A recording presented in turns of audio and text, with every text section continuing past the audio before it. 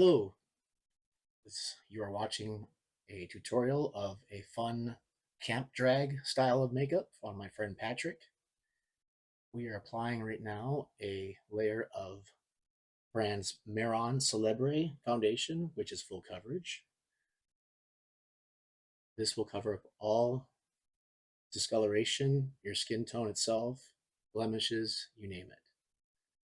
It's been used in Hollywood for years. It's theatrical style makeup. It is not mineral oil based like most of them are. It is silicone based, and which doesn't clog pores as much or at all. Um, it is also wonderful for any type of makeup used for any event. It is used with setting powder of your choice, which can be by the same brand, Meron, or you can use Coty powder, which is an old favorite from a lot of older women have used that and still do to this day. It has a distinct smell to it, but that's what I will be using to set this foundation. You want to make sure that your client doesn't make any faces while putting this on, because when we're trying to prevent any type of creasing when we put the setting powder on.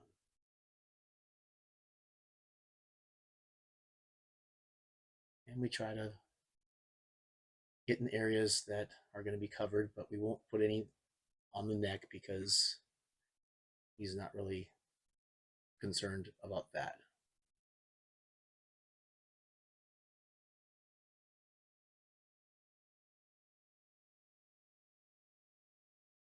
You can also get the sponge wet, the applicator, and have it damp so you can use it to thin out the makeup more for a more of a half coverage type of look.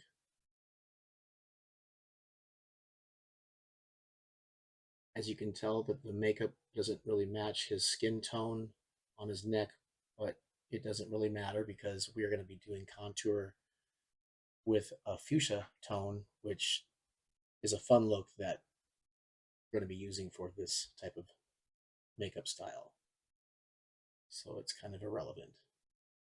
You want to make sure that you're applying that makeup on the eyelids and under the eye as close as you can to the eyeliner,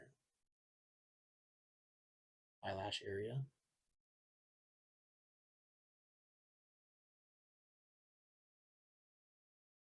Now we're applying the Coty powder.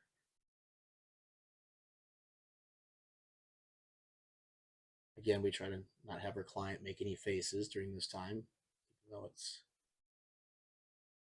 a natural response for people to squint when we apply it because it has a certain smell to it that you don't want to inhale, so they often hold their breath.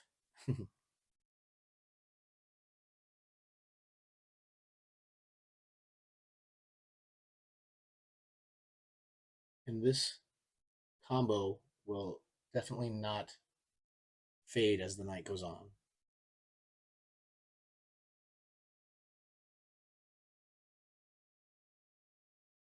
You can tell it lightened his skin a little bit. And here is the step where we add the fuchsia contour.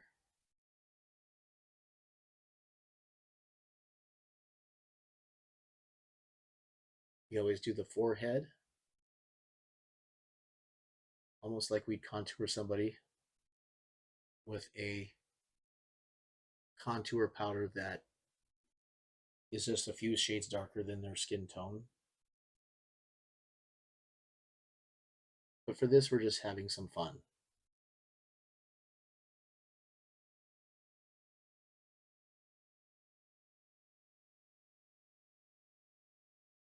At this point, we didn't really have an idea for his makeup. We were just going for a fun, exaggerated look that you'll see towards the end. And that's the fun part about doing this sometimes, is that we don't know what we're going to expect at the end. And that's where the surprise happens. If they had a certain look from a reference point from like a Google image or something off of ChatGPT, then that would be one thing. But we really didn't have an exact approach. We just went for it.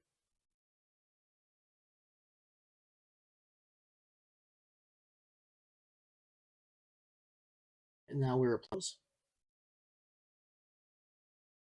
And at first, the eyebrow is being put above his natural eyebrow because we're going to use his natural eyebrow as an area that we're going to put a dark crease in. So we start with doing the eyebrow with a kind of a rough sketch. And if it's not perfect, that's okay, but we want to make sure that this side matches the other side. And you can always use the foundation sponge to correct any mistakes at this point.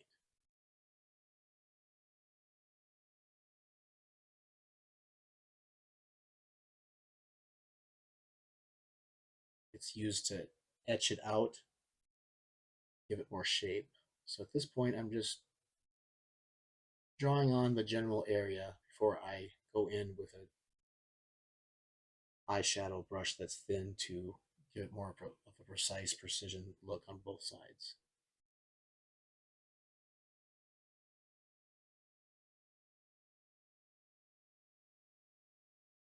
There's a bit of a area that's a little bit crooked on one side there, but that doesn't matter because I'll go back and fix it later. In fact, this is where I'm doing it right now.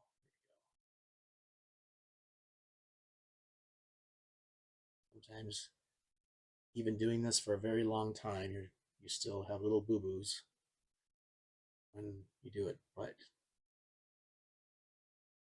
everything's fixable.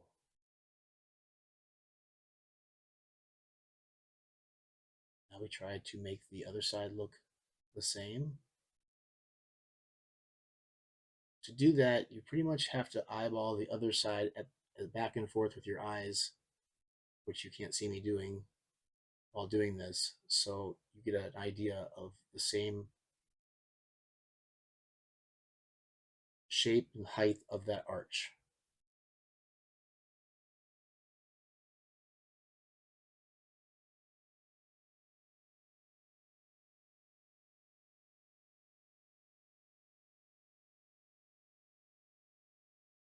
We often don't want to shave off someone's eyebrows if they live their life, without doing this as a career, or you don't have to. You can still do it as a career and just cover it with the Elmer's glue kids glue that's purple in a stick that has a twist bottom on it, and that takes a little bit of practice. You have to put it on and then roll it with something, and then put a blow dryer on it, and then do another layer, do the same thing over and over until those eyebrows are flat. But sometimes for Patrick here, that was unnecessary because we're going to just pull a stunt with this dark crease that you'll see me do in a little bit here that conceals those eyebrows.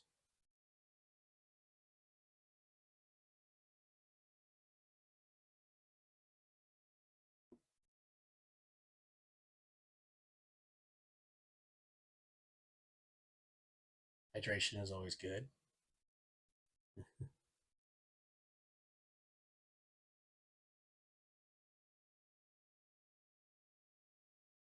And this is where I take black eyeshadow and I'm shaping the eyebrow, and also kind of sets it as well because I put down a pencil that's made of wax, and then the eyeshadow sets it, kind of like setting the foundation with powder. And this way I can also fix that little indentation that I didn't mean to go so inward with, and kind of make it look a little more straight, as you can tell. We're doing the other side here.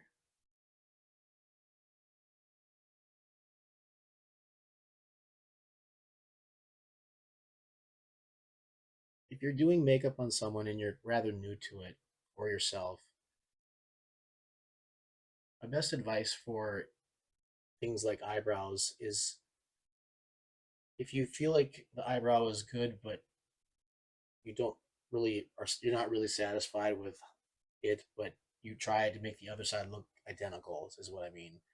So it may not be the eyebrow that you want, but you also don't want to cancel the whole thing out. You can either do that with foundation and powder. Sometimes you might have a little bit of a residue of that dark eyeshadow creeping through, but the main thing is you want both eyebrows to look the same, whether it's exactly how you wanted it or not. But you can always do things like I'm about to do.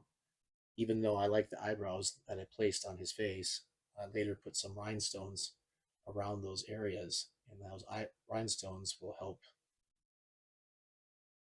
kind of deflect away from possible mistakes that you made.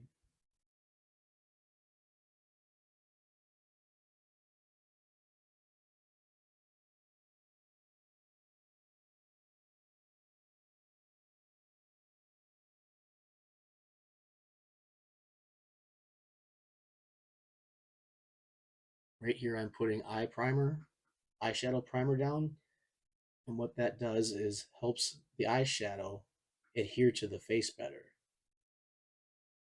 Without this, the eyeshadow would end up kind of fading as the night goes on or creasing.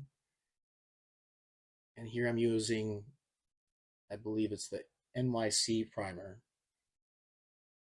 You can get this at Walgreens or Walmart. I have Googled all sorts of primers, tried all sorts of primers. The only primer I think is maybe better than this one would be from MAC. You can get that at Ulta Beauty or the MAC counter. I also put white eyeshadow underneath those eyebrows.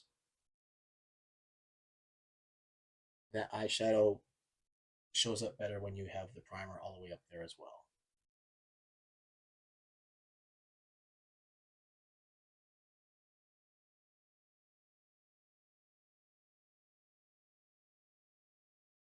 Here's me just making sure there's more pigment of the white in there. And now I'm adding a metallic blue, sky blue eyeshadow. Now this eyeshadow brand is not expensive at all.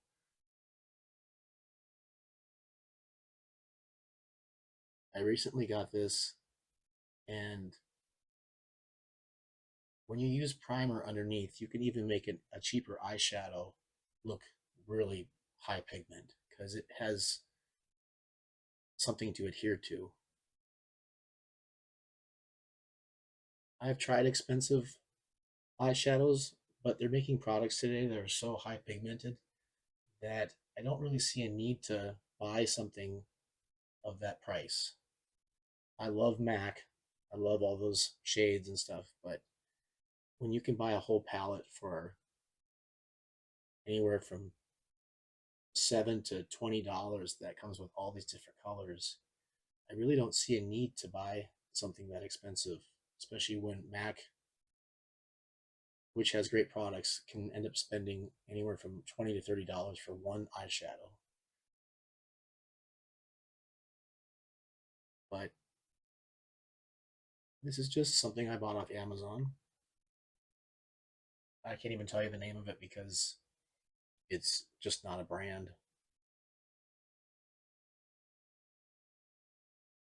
But you can tell it works.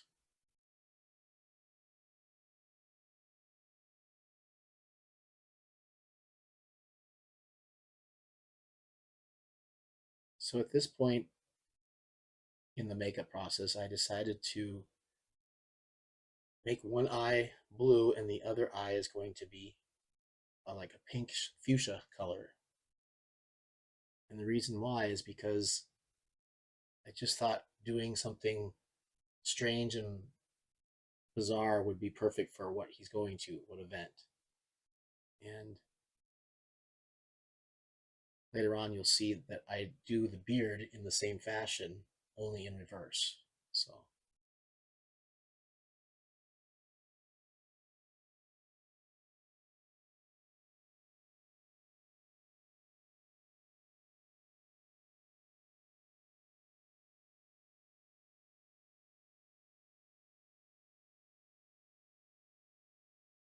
there's no right and wrong when it comes to doing makeup. There's way to that I think is the best way to put it is make sure that your makeup has intention. So if you have a little area that seems like a mess up on one side, make the other side look like that. And the only thing I ever look at when it comes to things, if it doesn't really make sense, you know, or have to make sense, is look for precision if one side's the same as the other, unless it's deliberately made to look asymmetrical. But in this case, I'm doing it less like this. And as you can tell, I'm putting this pinkish metallic color down. I'm getting it in the full area and blending it upward into the white.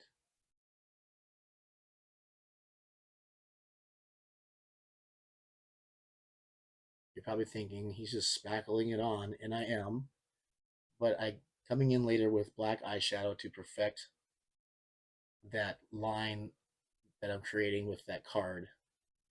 And I'm just doing that to section out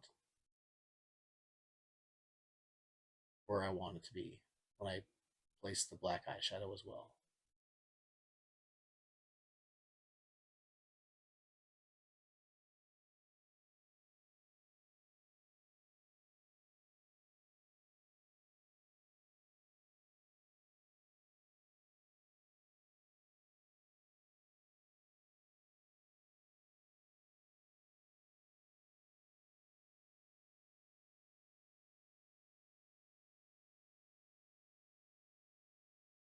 As I'm narrating this makeup,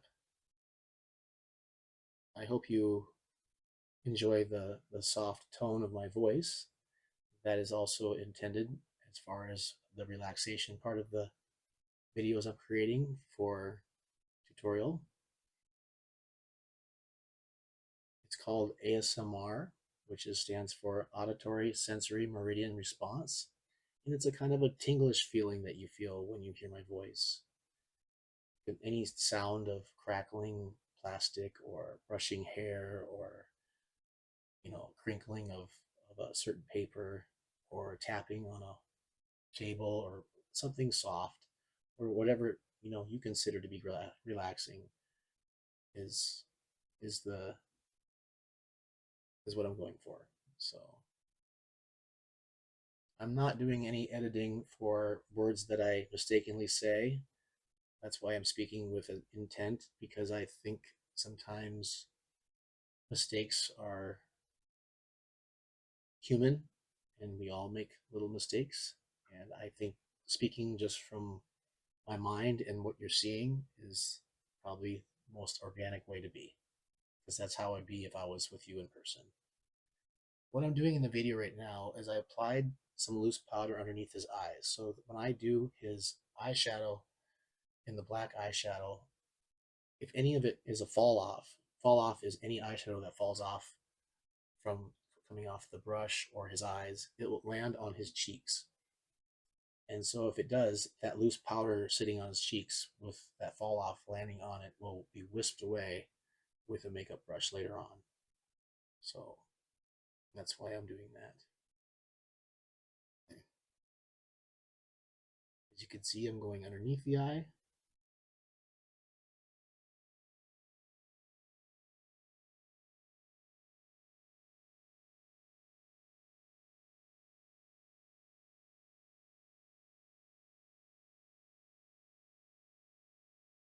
A lot of people that get makeup done for the first time or just a few times in their life are not used to someone coming at their face with a pointed brush. So Patrick here is excellent at staying still, which is great. And he's following direction great with um, opening his eyes. And when I tell him to look to the left or to the right and look up, what I'm doing is that it's when he does that, the skin is held tight in a certain way so that when we apply the makeup, it the skin will be more taut. So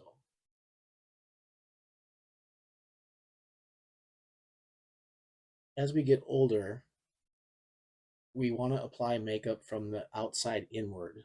When we're younger, the skin is just tighter and we can apply it either way from the inward to the outward or outward to inward.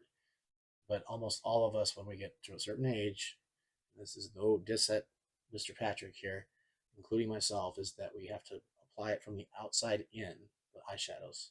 It just goes for a cleaner lines and more of a more filled in area. So right now I'm just making sure that the blending from the blue to the white almost has an airbrush appearance.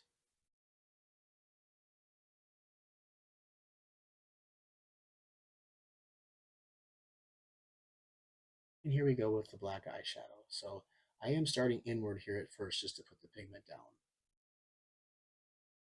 But as you can tell, as I go along here, the black eyeshadow is going to be forced inward from the brush. See?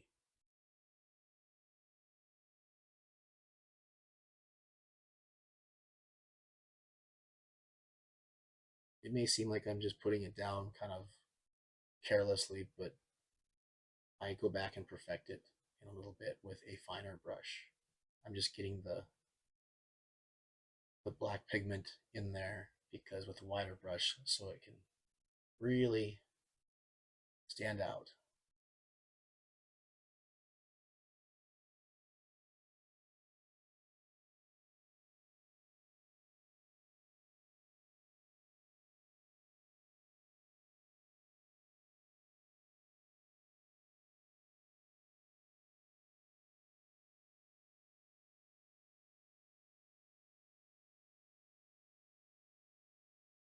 Now you can't really even see his natural eyebrow at this point as we have canceled it out with the dark eyeshadow. And here is where I go in with the black eyeshadow and create that distinct line.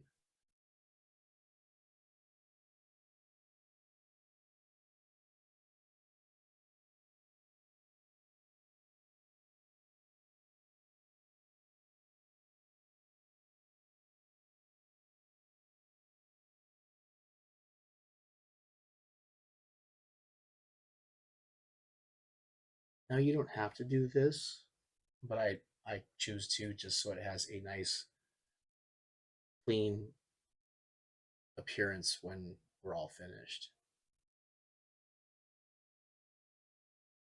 You don't have to go out with a line like this. You can just smoke it out like a circle around his eyes.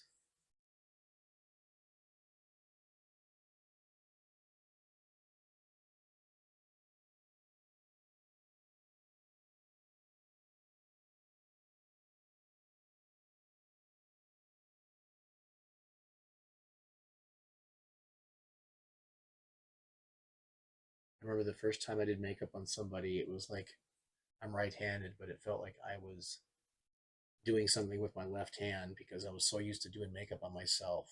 And after doing a couple of people, in 1999, I remember doing makeup for all these guys to put them in drag.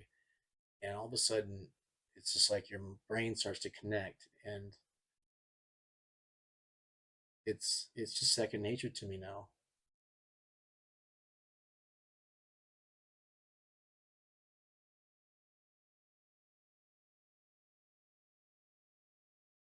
When I used to be a female impersonator, I could put makeup down very fast, like anywhere from a half hour to 40 minutes.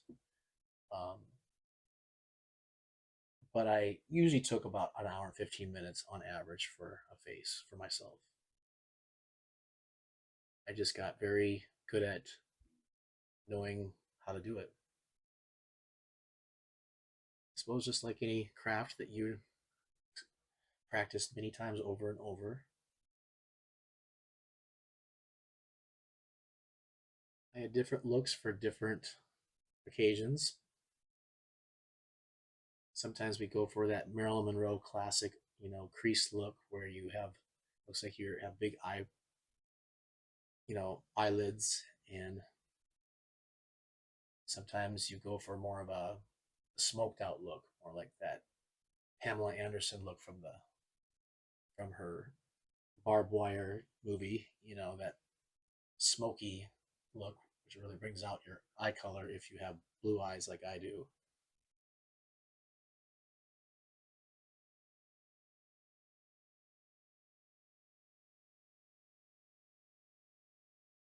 I'm just making sure that this side matches the other side.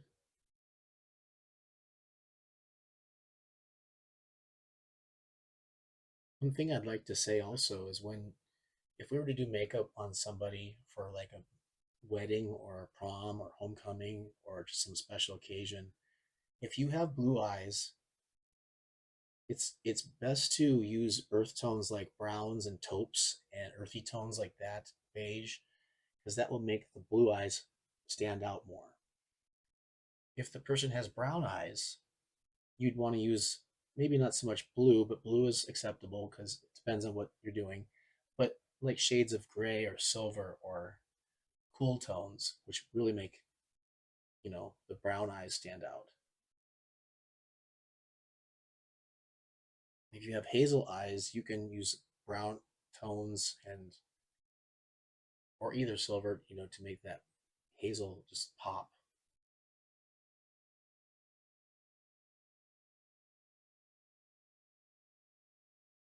On another note, when it comes to makeup for an occasion for someone, when you're young, you can use, any type of matte or shiny or shimmery type of eyeshadow.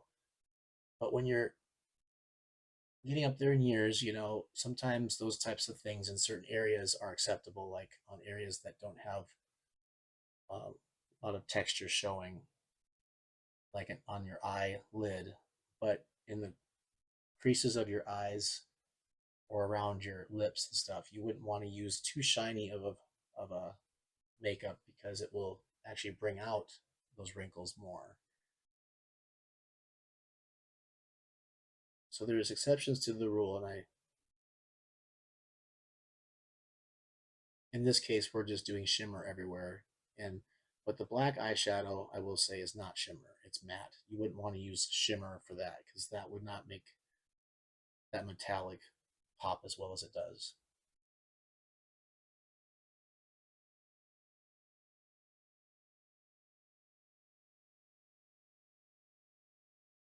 Here I'm going back in to make sure that that line is more defined.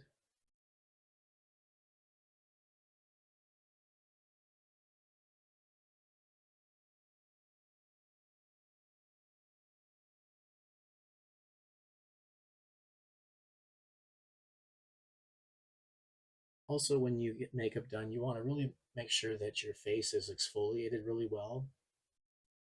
The reason being is that dry skin makes it harder for foundation and powder to adhere to. I mean, it will still apply, but when you're doing, pigments, um, you want to have exfoliated skin that has moisturizer on it.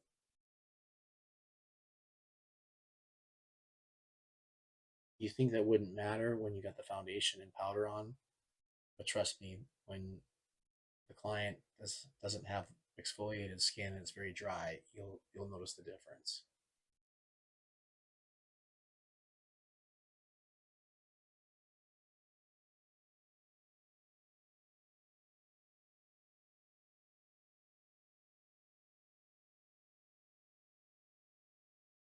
Here I'm gearing up to put the eyeshadow inward towards the middle, the inside of the eye, but not so far over.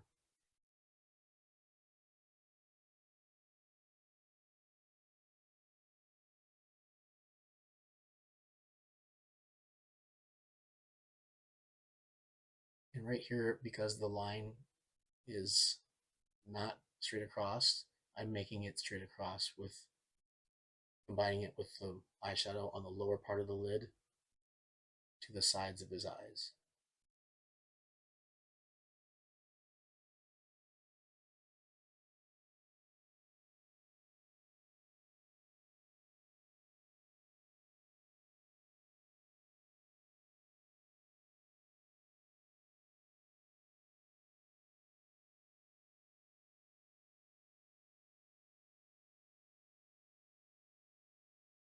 We go back with the pink and the black, back and forth, back and forth.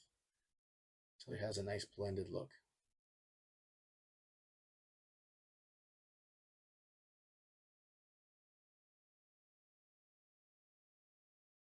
By the way, I'm also using several brushes that are sitting on the table that you can't see to do one eye,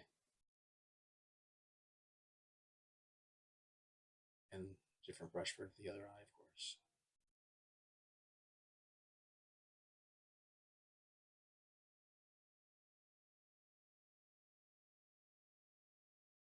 You can use a different brush for the black eyeshadow on each eye, but I don't believe that I did in this video because it just wasn't transferring the pink onto the black used brush.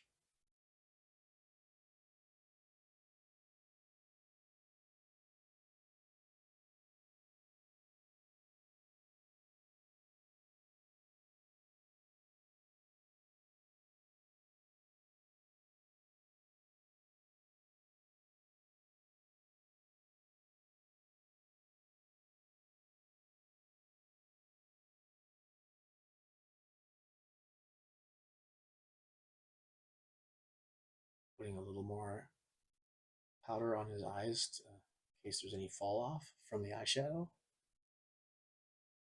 as we're about to get closer to an area where more fall off happens.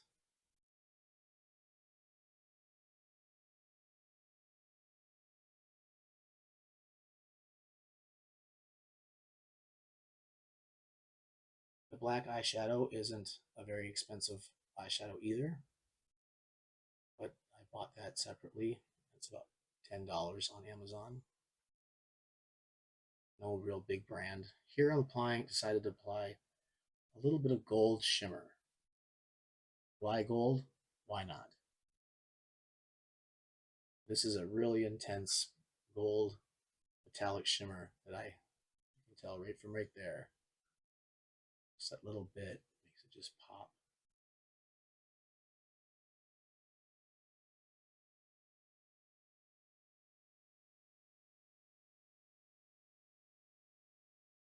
It's a beautiful shade of gold too. It just looks like gold leafing, doesn't it?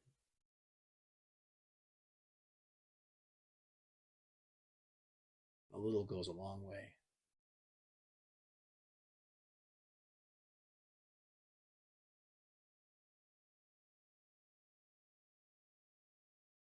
I don't want to do too much of this because I don't want to cancel out all the work I just did.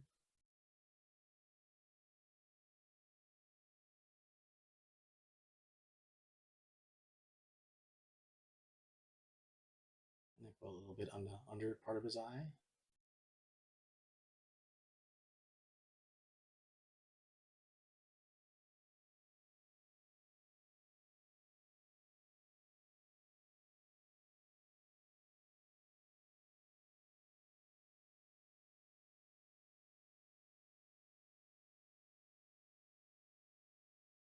I'm going to put a little bit on the other outer part of his lower eye.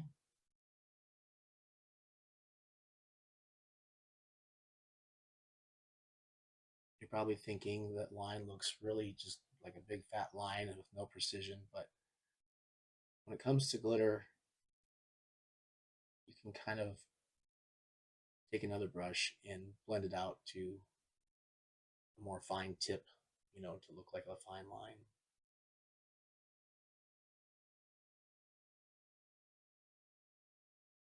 Here's where I'm applying eyelashes.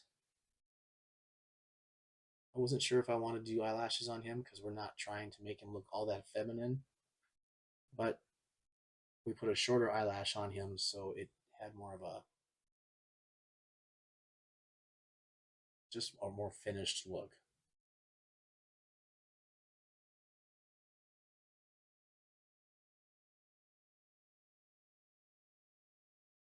We try to make the eyes, if the eyelash goes on and it starts to droop on the outer part, you try to make it so it lifts up at the ends a little more by keeping while the glue is still in the drying process, you want to push up with your finger, your index finger, to give it more of a lift.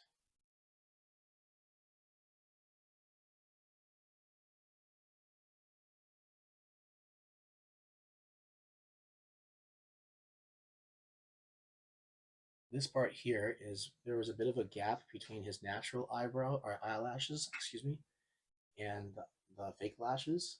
So I went in between the two, instead of using just mascara, I used a black eyeshadow in between because I didn't get close enough to his natural eyelashes. So I decided to paint them in like this before I put the mascara on.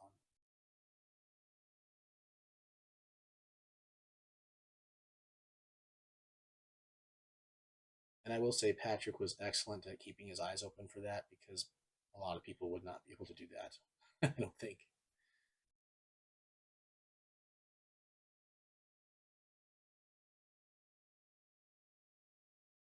Sometimes the glue likes to make the eyelash stick to the bottom of your eye, but as long as you get it in time, you can detach it. Here I'm just putting some more black eyeshadow around the corners of his eye to have a more filled in look. I like to use liquid liner, but when someone's new to getting their makeup put on and it kind of tickles, so once they start blinking their eyes, that liquid eyeliner can get all over the place. And then you're spending the next half hour trying to fix all that. So I decided to opt out of that option and just go for using the black eyeshadow.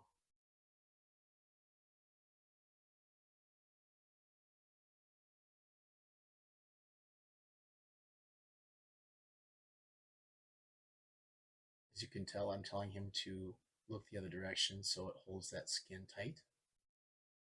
And again, I'm going in between the gap between his natural eyelashes and the fake ones, eyelash or with eye like eyeshadow.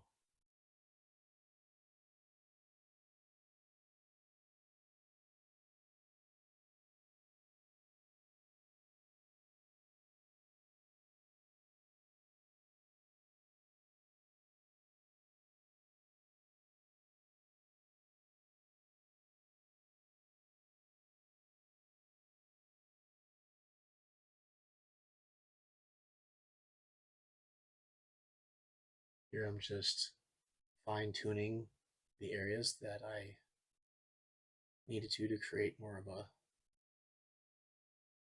line. And now we're going to apply mascara onto those lashes to connect his natural eyelashes to the fake ones.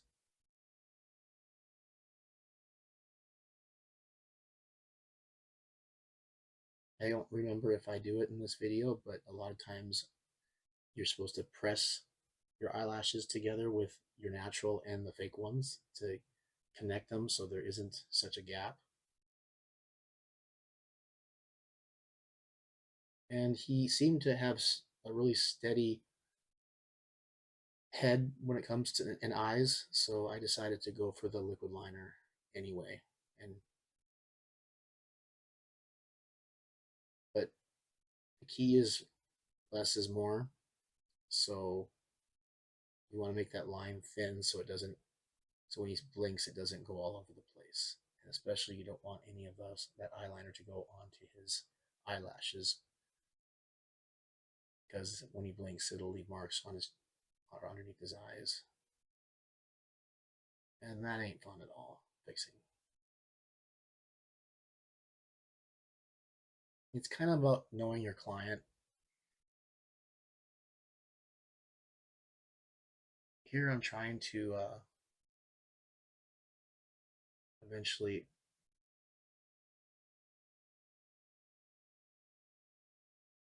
um,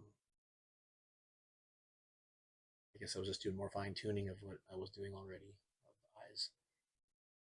Here we're applying more of that pink, and I'm actually applying a darker tone, as you can tell, more of a maroon tone. Because when you get those eyes on there, you think you got enough makeup on the cheeks, but when those eyes start to get really intense, you start to look at the rest of the face and think to yourself, wow, it doesn't look like much, blush at all, does it? So I'm putting a darker contouring blush down. Here I'm just doing a little corrective work on that line.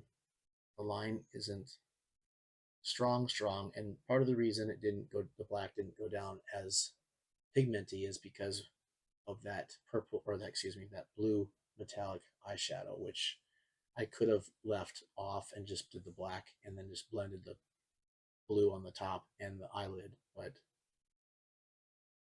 I think in this case it just looked all right. So here we're applying little glass rhinestones.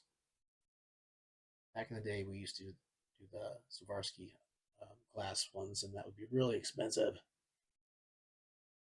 But now they make them made of glass, and they still have that Aurora look to them. And I'm pretty much taking eyelash glue and making dots on his face where I choose to. And then you pour the rhinestones onto a table with the Aurora shiny part face up. And I wouldn't suggest this for a client at a store if you're working for a beauty counter, but if you were to do this with tweezers, this would take you forever. So what I do is I just lick my finger and press on top of the rhinestone, and you have about a few seconds for it to stick there, and you place it on that glue dot that you placed. A beauty counter would say hygiene wise that's gross, so, and you wouldn't want to do that there. But technically it's not really touching their face, it's just touching the outer part.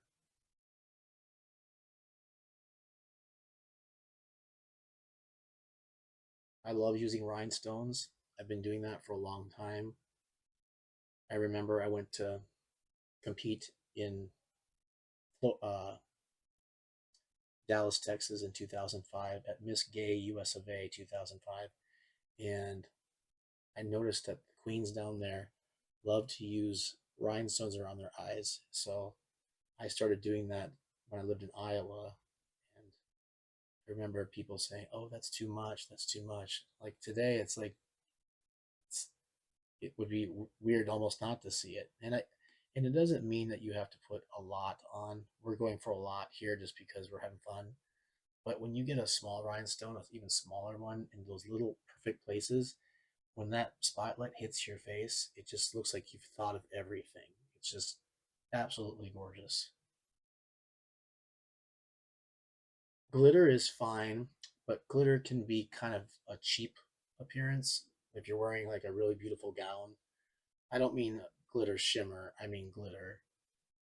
So rhinestones are a little more, and you don't want to use plastic rhinestones either. I mean, those are fine. They just don't have, they look, when they just have a plastic look to them. So I suggest just getting, you can get a huge amount of rhinestones on Amazon for like $5 to $7, and it gets you like 1,000 of them. It's crazy, even more than that probably. I can't remember what used to be in a gross of rhinestones. I think the expensive one like could be 165 or something, and that would be like, depending on the size of the rhinestone, it would be anywhere from $45 to $65 for just that many.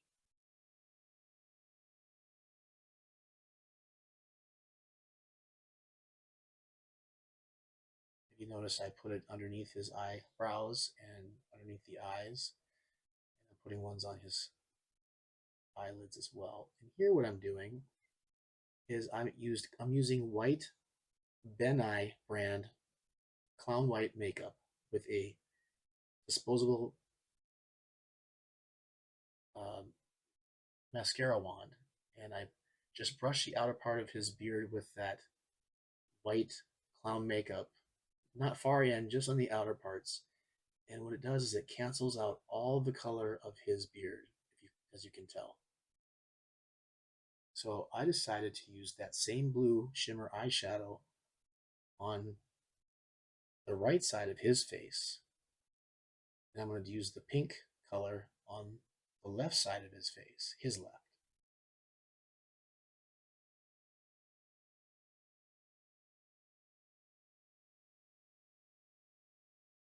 You can see if I hadn't added that clown makeup, that blue would not have anything to adhere to. It would not look blue. It would look, you just wouldn't accomplish this look.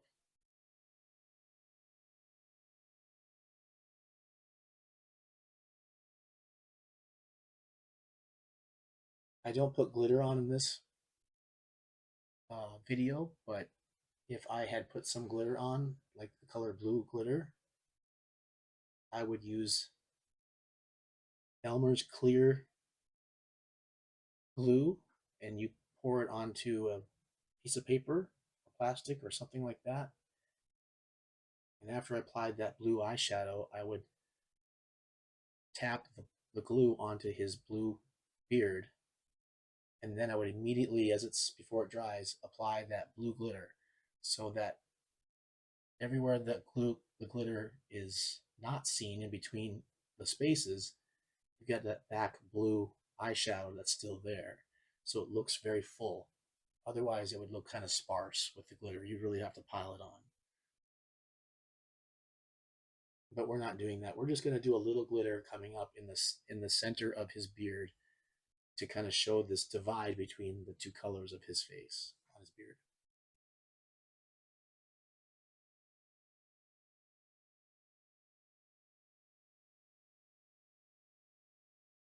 Now we're doing the pink.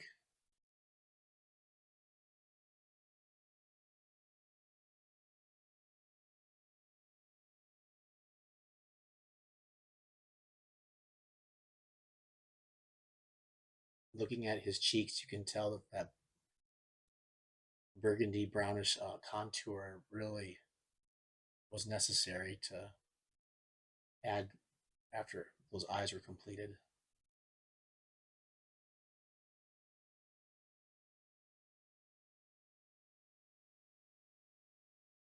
I noticed when I was putting this pink fuchsia color on his beard that I was using a lot more product than the blue side.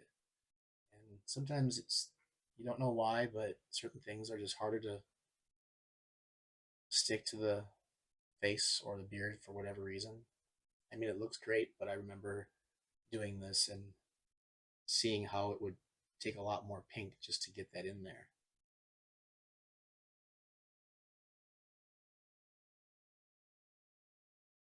But we accomplished what we needed to get done here. So I was happy with it.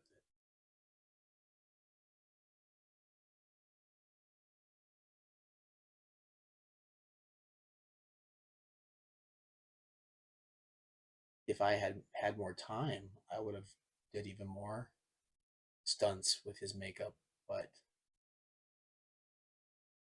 it probably would have looked like overkill, but I probably would have put pink glitter and blue glitter on the other side on his beard.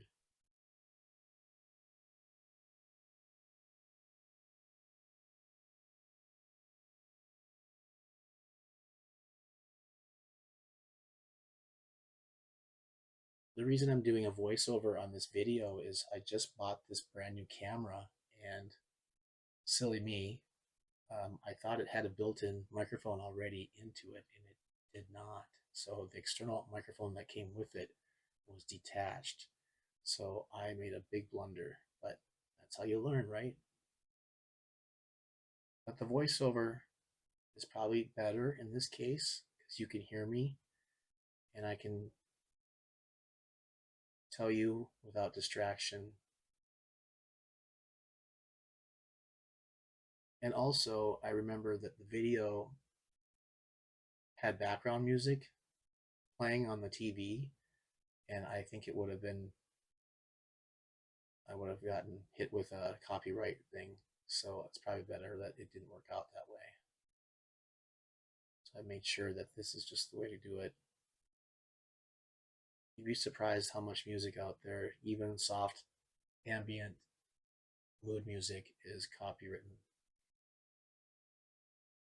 And I would hate for this whole audio to have to be garbage because of that. So we're almost done with his makeup. You can tell I'm still applying that pink, which looks great, but it's taken about twice the amount of time than the blue. I decided to leave the center white for a reason, and you'll see why in a second.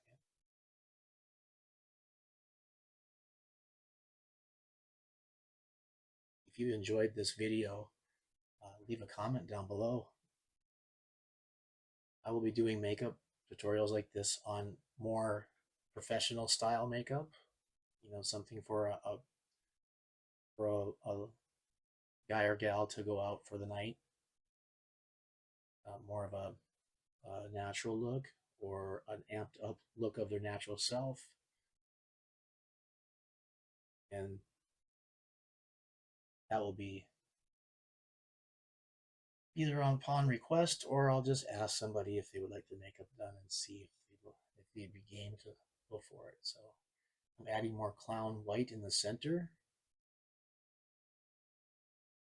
with this disposable. You can get these disposable mascara wands on Amazon, like 100, like 100. I don't even know. I think it's been so long. Like less than $4, $5 for a bunch of them.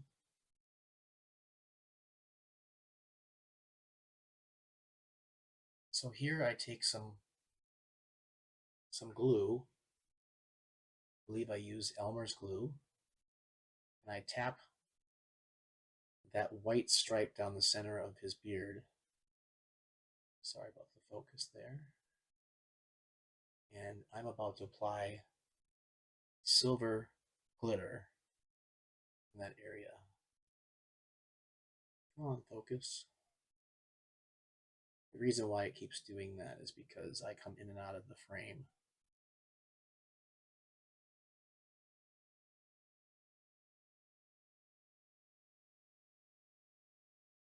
A little more.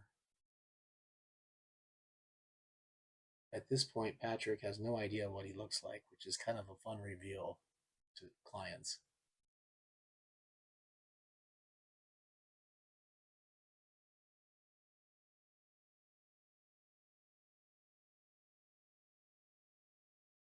So here I'm tapping glue onto that. Oh, excuse me, I'm not tapping glue. I'm actually tapping. Maybe I didn't tap glue. I must have tapped some. You can use glue. That clown white is pretty sticky too, so you can apply it right to that, or you can use glue. The glue will keep it there longer, but I believe I just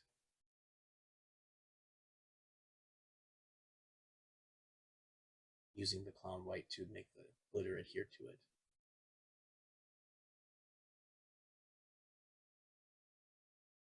I really don't want to put lipstick on him. We're not trying to feminize him so much, but so yes, it looks like I'm just using the.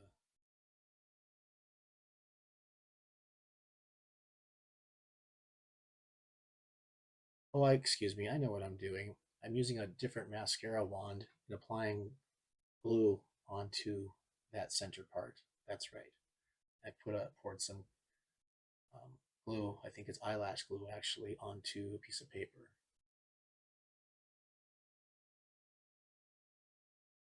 Which is also white. You can buy clear, but white dries clear. You can also buy black eyelash glue. You have to be careful with that though, because when it dries, if you want a nice crisp line on top of your eyelid, you want to make sure that it's not getting all over the place if you go that route. So here we're about to add some light pink, very shimmery lip gloss. And I believe the brand is Wet n Wild. Say what you say about brands, but I'm telling you, Wet n Wild has some of the best shimmers for lips. They have the best eyeliner tip I've ever used. It comes to a fine point. Some of these companies have this fat point, and it's, I don't know, you just how you get used to something and you just fall in love with it. It's hard for me to stray away from something. I try to stay away from waterproof. The reason why is because waterproof is very hard to get off for someone who's, going out for an event, because then Makeup wipes remove it, but it just takes a lot more effort. Unless you're going in water with this look, I don't see any reason to have waterproof mascara or eyeliner or anything.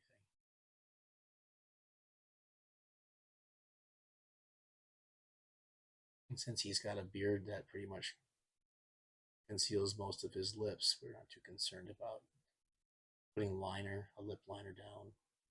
You wouldn't even see it. So now for the last step is I'm just putting some highlight powder on him, and we've brushed away the loose powder from the fall off, and we're just creating more of a stark line between the dark eyeshadow and his highlight. Highlight powder is also used by a lot of female impersonators and people in the business. It's also by Ben Eye. It's what it's called, but it's definitely a white contouring powder. It has pigment to it. So when you put it on, it leaves a white residue. At first it looks really white, but you want that because as the day goes on, it starts to fade a little bit. It still leaves that nice highlight appearance that you put down. It really makes the cheeks pop. I add some to the forehead, as you can tell here. I'll put some down a little bit on the center of his nose too.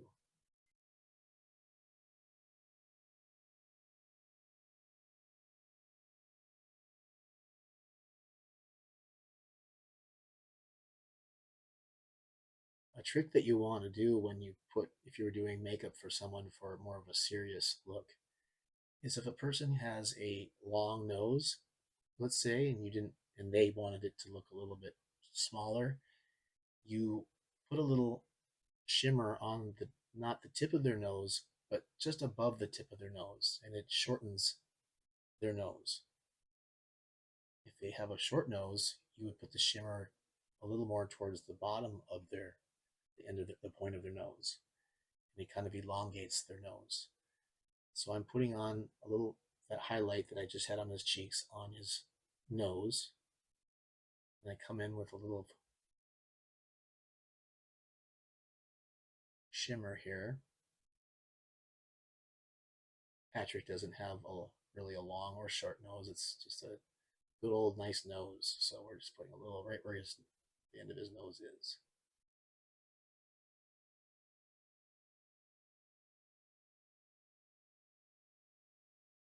You also would like to do that look,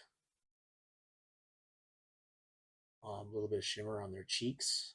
If they have, good cheekbones, just a little bit.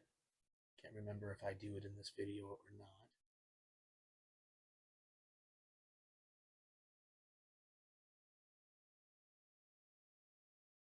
Sometimes you put on stuff, a little shimmer, and then you take it off just to kind of not makes it look so shiny. But little contour on his nose. That clown white that is on his beard almost acts like a pomade, so you can shape his beard a little bit more. I certainly wouldn't want to trim it with the scissors. Here's me going back and defining that hairline of his beard. Adding a little more contour.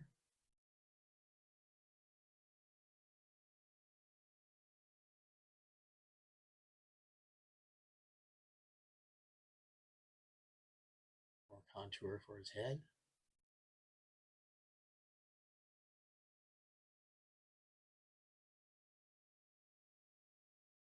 Patrick didn't wear a wig that night, so he's just going as his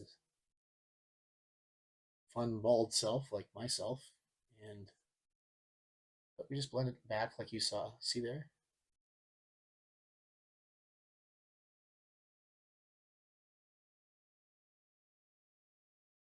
And some setting spray.